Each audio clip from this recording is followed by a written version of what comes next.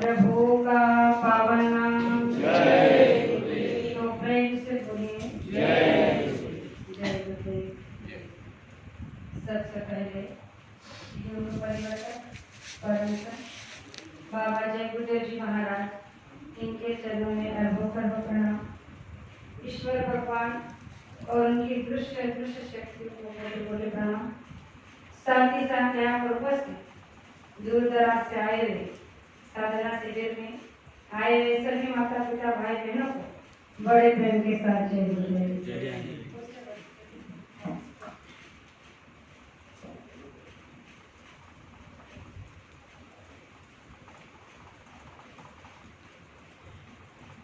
जय गुरुदेव।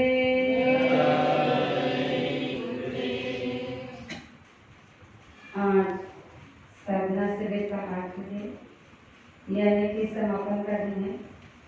और मेरा बड़ा सौभाग्य है कि मुझे यहाँ पर भी आप लोगों के दर्शन का मौका मिल गया। वैसे तो मैं अभी घर पहुँची हूँ, लेकिन जैसे ही घर पहुँची फोन करके पता किया कि ये कहाँ पे है, तो बताया कि आश्रम पर हूँ और सत्संग चल रहा है। तो मैंने कहा कि अभी समापन नहीं हुआ, तो कह रहे थे कि नहीं कि अभी कुछ समय बाकी है। तो मैंने कहा कि देने के लिए भेजो, क्योंकि मैं उन प्रेमियों का भी दर्शन करना चाहती हूँ जो 9 दिन से 4 दिन से 5 दिन से जैसे भी जितने भी समय जिसने यहाँ दिया है उन तपस्वियों का दर्शन करना चाहती हूँ। क्योंकि साधना शिविर में रहकर तपस्या करना ये कोई आम बात नहीं है। मैं भी 9 दिन से अजिंती से मैं साधना शिविर के लिए ही गई थी और वहाँ पर आज कार्यक्रम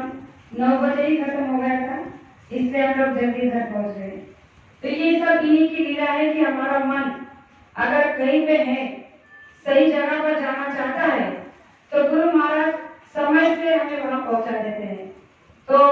वहाँ पे थी, लेकिन लग रहा था कि अगर जल्दी घर पहुँच जाऊंगी तो हो सकता है कि उखलवाड़ी आश्रम पर भी मुझे जाने का मौका मिल जाएगा और प्रेमियों का दर्शन तो भी हो जाएगा। तो प्रेमियों,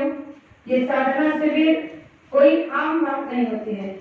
जैसे कि हम रोजाना अपने घर में सुबह 1 घंटा, शाम को 1 घंटा ध्यान भजन के लिए बैठते हैं, तो ये गुरु आदेश का पालन है।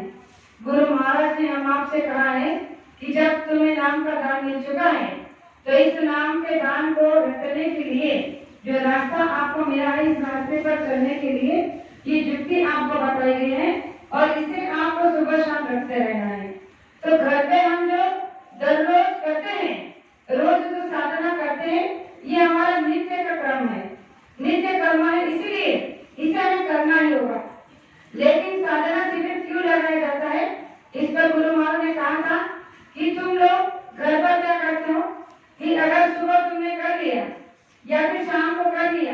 तो सुबह सोचते हैं कि रात को देर हो गई थी, अब सुबह उठने को मन नहीं कर रहा है, तो उन आलस में आकर कभी कभी ध्यान भजन छूट जाता है। या फिर शाम को जब थक के हारे आते हो, तो जब ध्यान भजन का समय होता है तब मन कहता है कि अरे आज तो बहुत थक गए हैं, चलो सुबह कर लेंगे। और इसी तरह से हम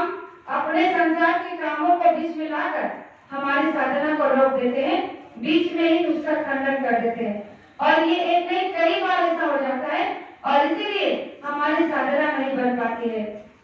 तो गुरु महाराज ने ये बीच का रास्ता निकाला है। कहा है कि देखो प्रेमी, अगर साथ में आप 1 बार 2 बार 3 बार 4 बार अगर ऐसे साधना शिविर लगाओगे, तो इसमें आपके जीवात्मा को बल मिलेगा। लेकिन खास कर ये 2 बार लगाने का महत्व होता है कि नवरात्रि में ही क्यों लगाते हैं। तो गुरु महाराज ने कहा कि नवरात्रि में साधना शिविर लगाने का मतलब कि हमारे तत्वों में तब्दीली की जाती है। जैसे कि जो प्रेमी उपवास व्रत करते हैं, जो कोई नींबू पानी पर रहता है, कोई फल फ्रूट पे रहता है, कोई एक समय खाना खा लेता है, जिसके हिसाब से जो अपनी सेहत को जिस तरह से ढल सकता है वो उसी हिसाब से व्रत रखता है। और गुरु महाराज ने कहा कि उसके तत्वों में उन 9 दिनों के अंदर में तब्दीली हो जाती है और जब वो साधना में बैठता है तो उसका मन उसे साथ देने लगता है। यानी कि शरीर जब हल्का होता है, तो गुरु महाराज ने कहा कि जब तुम हल्के होते हो तो तुम्हारा मन जो है कहीं और नहीं दौड़ता।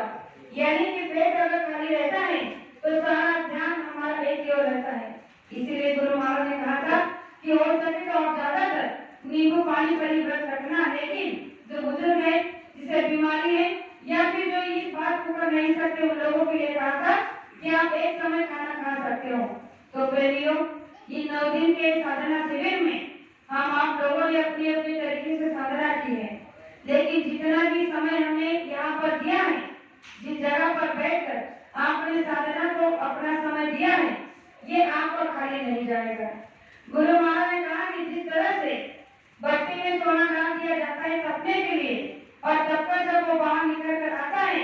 और जब सुनार जोड़ी जब उसके जेवर बनाता है तो बड़े सुंदर सुंदर आभूषण बन जाते हैं, क्योंकि वो तपकर बहुत निखर जाता है, नरम हो जाता है। उसी तरह से ये जो साधना शिविर है 9 दिन का, जिस भट्टी में हम 9 दिन से तप रहे थे, तो गुरु महाराज ने कहा कि हो सकता है कि तुम्हारे तत्वों में तब्दीली हो गई होगी और तुम्हारा मन रुकने के लिए तैयार हो जाना होगा, और कहीं ना कहीं थोड़ा सा भी तुम्हें अगर आभास हो गया होगा कि साधना किस तरह से की जाती है, यह साधना करने का ये रास्ता बिल्कुल सही है, तो गुरु महाराज ने कहा कि तुम्हें आनंद आने लगेगा, और इस आनंद के चलते आप दिन रात इस बात के सोच में सोचे रहोगे, और घर जाने के बाद भी कभी अपना समय नागा नहीं करोगे। इसलिए हम सब ने जो 9 दिन का साधना शिविर में अपने अपने तरीके से समय दिया है, तो यहाँ पर गुरु महाराज से संकल्प करेंगे कि आज के बाद, यहाँ से जाने के बाद भी हम जब अपने घरों को पहुंचेंगे तो आपकी दया, आपकी दुआ हम पर बरकरार रखना, और घर पर भी हमारा मन विचलित ना हो, कभी ना मन में ये भटकाव ना आए कि साधना ध्यान भजन का समय हुआ है और हमें घर पर ध्यान भजन नहीं करना है। गुरु महाराज ने कहा कि अगर समय से आप इन बातों को कर लोगे तो गुरु की जो हम पर कृपा दया होगी उसका वर्णन शब्दों में नहीं किया जा सकता, क्योंकि गुरु हमेशा हमारे लिए दया बरसाने के लिए तत्पर रहते हैं। कभी हमारे आप की ओर से रहती है, हम भक्ति कर ही नहीं पाते और भक्ति का ढिंढोरा पीट देते हैं कि हम गुरु भक्ति करते हैं। तो गुरु महाराज ने कहा कि गुरु भक्ति करना कोई खेल नहीं है। गुरु भक्ति अगर आप सच्चे दिल से करोगे तो आपको एक ही दिन में पता चल जाएगा। पहले तो गुरुओं का इतिहास अगर हम सुनते हैं तो पता चलता है कि पहले गुरुओं ने अपने शिष्यों को जब गुरु नाम का नाम दिया तो कितने कठिन परिश्रम उठाए, उनसे कितने कठिन परिश्रम किया कराए, उनकी परीक्षा ली, दान में उनसे क्या कुछ नहीं मांगा, और तब जाकर उन्हें 1 या 2 रंग का दान दिया।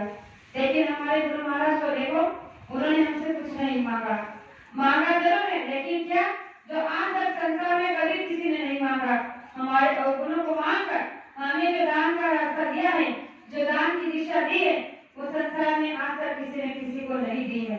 इसलिए प्रेमियों, बाबा जय गुरुदेव जी महाराज इस संसार में ऐसे गुरु हमारे आपके बीच में मानव तन धार कर आए हैं, जिनकी महिमा, जिनका वर्णन शब्दों में आज तक कोई नहीं कर सकता। इसलिए गुरु भक्ति हमें बहुत ही दृढ़ता के साथ, बहुत ही विश्वास के साथ करनी चाहिए, जिसमें कभी भी किसी प्रकार की कोई शंका या कोई संकोच नहीं आना चाहिए। इस पर एक छोटा सा प्रमाण बताना चाहती हूँ कि एक बार एक फकीर अलिया जी थे,